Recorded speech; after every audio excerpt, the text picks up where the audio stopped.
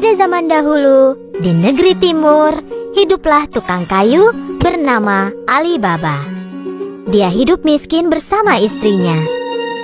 Ali Baba selalu pergi ke hutan dengan keledainya untuk mengambil kayu, lalu menjualnya ke kota. Satu hari, dia pergi ke hutan untuk mengambil kayu.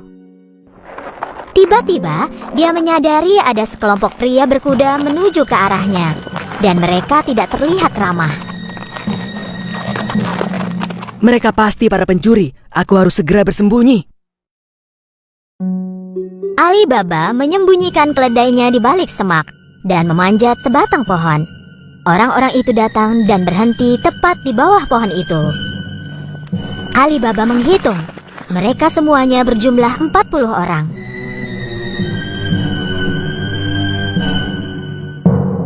Orang-orang itu menurunkan beberapa tas besar yang berat dari kuda mereka. Ali Baba menyadari bahwa orang-orang tersebut adalah pencuri. Pimpinan pencuri maju ke sebuah batu besar dan mulai berteriak. Sesame terbukalah. Tiba-tiba, sesuatu yang tak terduga terjadi. Batu besar itu menggelinding dan terbuka seperti sebuah gerbang, dan muncullah sebuah gua. Para pencuri masuk satu persatu sambil membawa tas yang berat itu. Tak lama kemudian, gerbang gua menutup secara otomatis. Ali Baba tak percaya pada apa yang dia lihat. Tak lama kemudian, batu itu terbuka lagi dan pencuri tersebut keluar. Terakhir, pemimpin pencuri keluar, lalu berbalik ke arah gerbang itu dan berkata,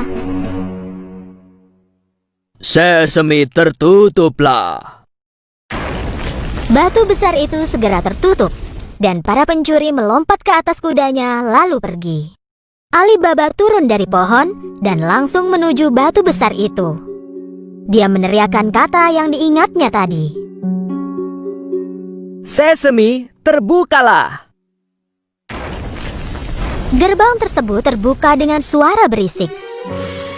Ali Baba masuk dengan ragu. Dia terkejut pada apa yang dilihatnya.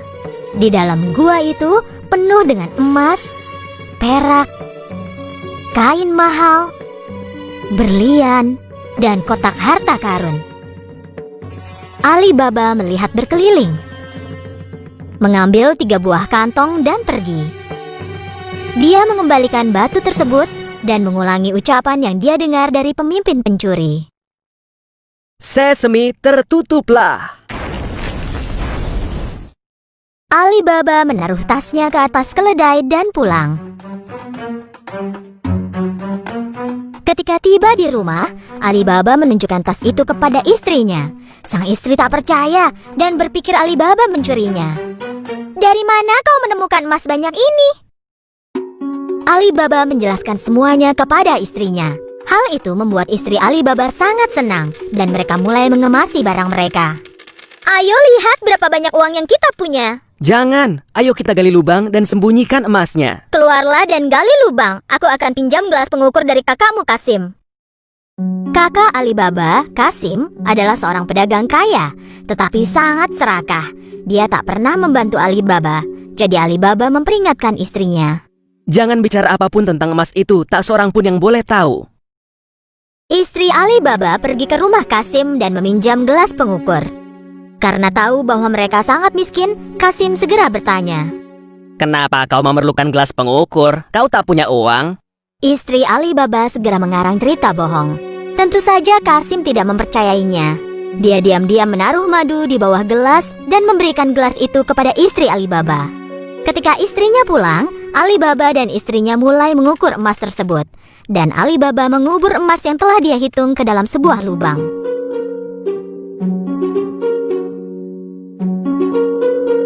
Setelah mereka mengubur semua emas itu, istrinya mengembalikan gelas pengukur tersebut, tetapi tak menyadari adanya emas yang menempel di bawah gelas. Ketika Kasim menerima gelas tersebut, ia langsung melihat ke bawahnya. Ketika melihat emas itu, dia sangat kaget.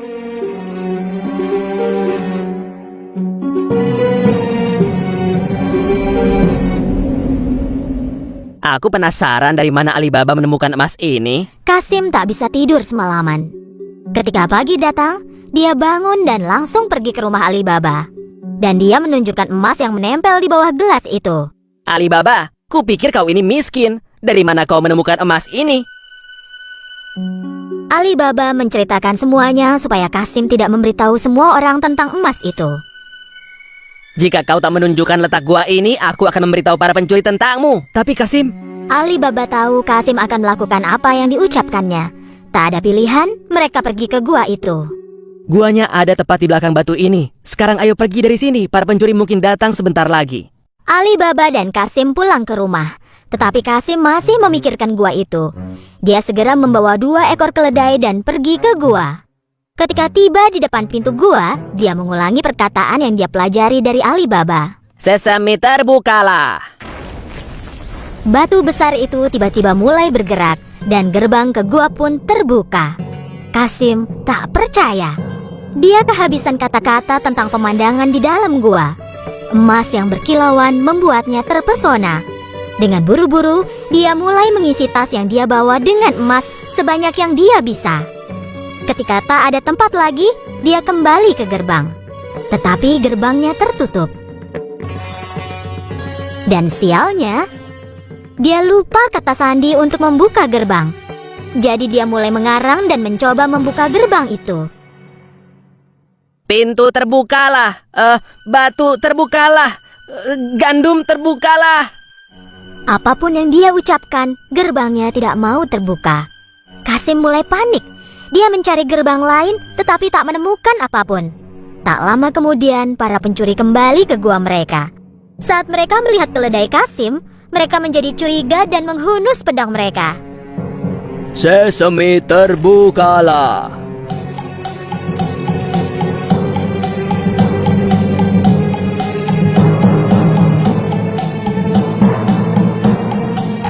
Ketika gerbang terbuka, para pencuri menangkap Kasim dan menghajarnya. Jadi inilah pencuri yang mengambil emas kita. Ketika malam hari tiba dan Kasim tidak kembali ke rumah, istrinya jadi sangat khawatir. Dia berlari ke rumah Alibaba dan meminta tolong. Alibaba juga khawatir tentang apa yang menimpa Kasim. Jadi Alibaba pergi ke gua dan melihat seekor keledai berdiri di depan gua. Itulah saat dia tahu bahwa kakaknya ada di dalam gua dan dibunuh oleh para pencuri. Dia pergi kepada istrinya dan menceritakan semuanya. Mereka memutuskan untuk tidak memberitahu siapapun tentang hal ini. Tak lama kemudian, Alibaba dan istrinya mulai tinggal di rumah Kasim. Mereka mulai menjalankan bisnis Kasim dan mengembangkannya menjadi lebih besar.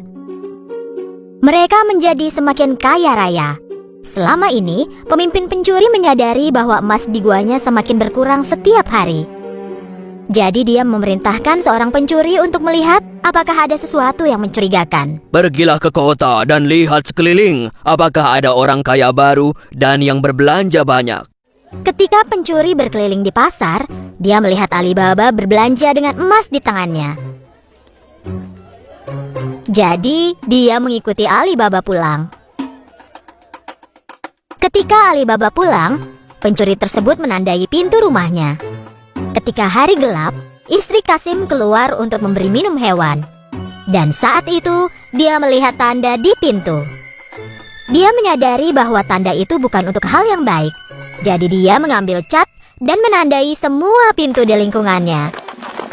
Saat pagi menjelang, 40 pencuri datang untuk menemukan rumah Alibaba. Tetapi mereka melihat bahwa semua pintu ditandai dengan tanda yang sama. Mereka pun kembali. Tetapi pemimpin pencuri tetap ingin menemukan Alibaba. Dia menyamar dan mulai berkeliling pasar. Dia akhirnya menemukan Alibaba dan mengikutinya ke rumah. Mengetuk pintunya, Alibaba menjawab, Aku datang dari jauh. Aku membawa guci-guci penuh minyak zaitun. Kudengar kau adalah pedagang terkaya di area ini. Mungkin kau ingin membelinya.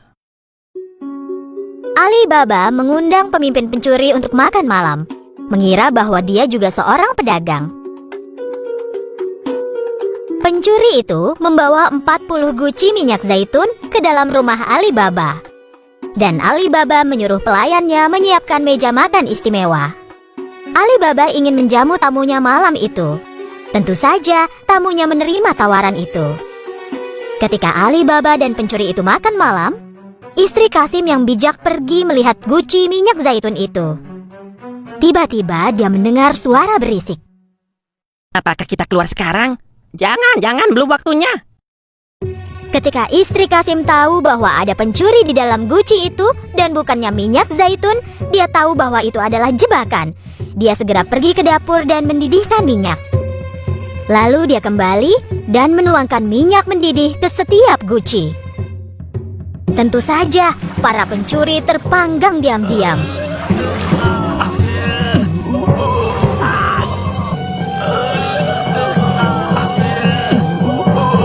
Pada malam hari, saat semua orang tertidur, pemimpin pencuri datang ke samping setiap guci.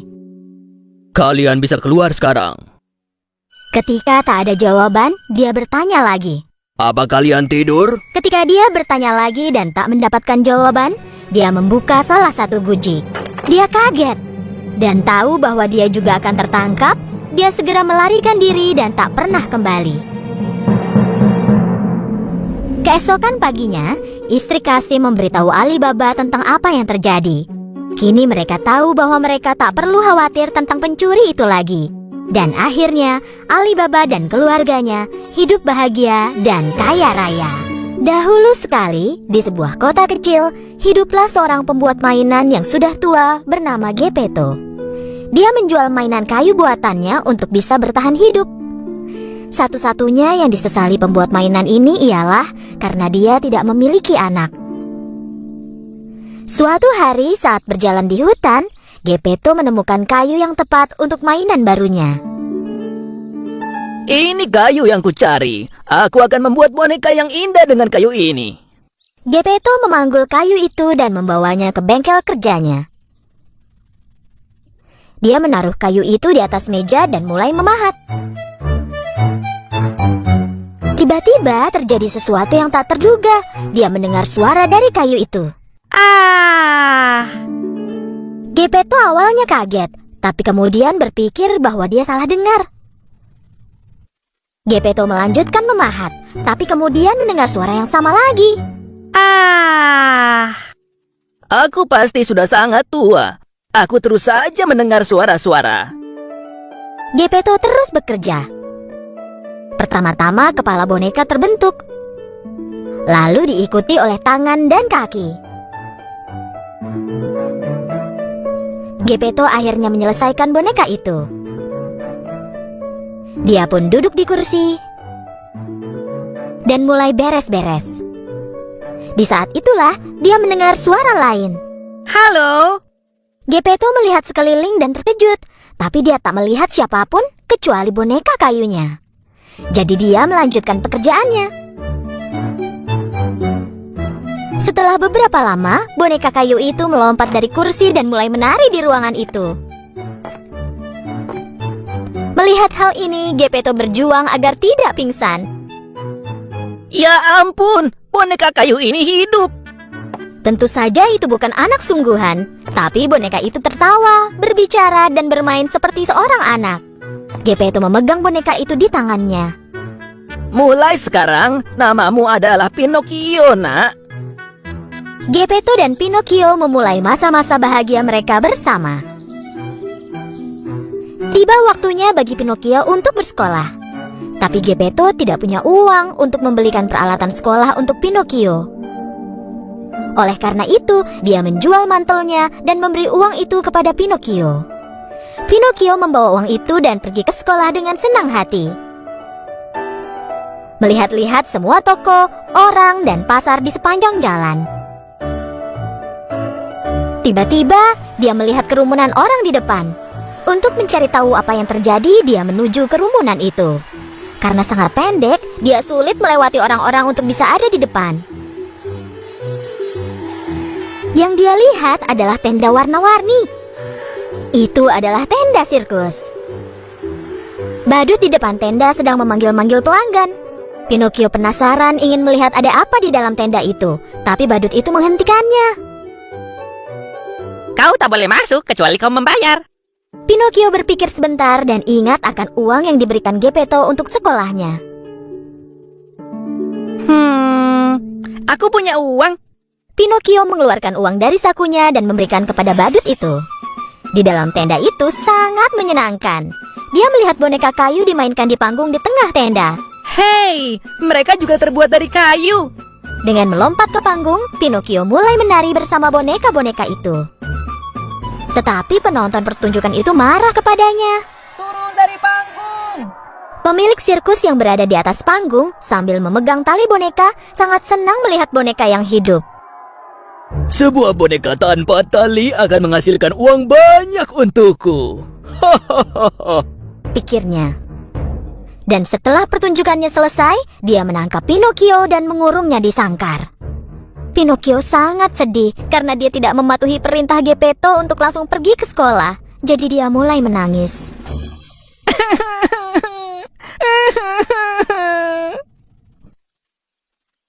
Melihat betapa menyesalnya Pinocchio, seorang peri muncul di sampingnya. Kau seharusnya melakukan yang diperintahkan ayahmu, tapi kulihat kau sudah menyadari kesalahanmu. Itulah kenapa aku menyelamatkanmu, tapi jangan ulangi kesalahan yang sama lagi. Pinocchio sangat senang dan menyeka air matanya. Tapi aku tak punya uang. Bagaimana aku bisa pergi ke sekolah? Peri itu mengucapkan mantra dan uang pun muncul di tangan Pinocchio. Jangan buang-buang uang ini. Pergilah langsung ke sekolah. Peri membawa Pinocchio keluar dari sirkus. Sambil bernyanyi gembira, Pinocchio berjalan menuju sekolah sekali lagi. La la la la la la la la la la la la la la la. Melihat Pinocchio yang bernyanyi bahagia, seekor rubah licik dan temannya menghadang jalan Pinocchio. Dan mereka membuat rencana untuk mengambil uang Pinocchio.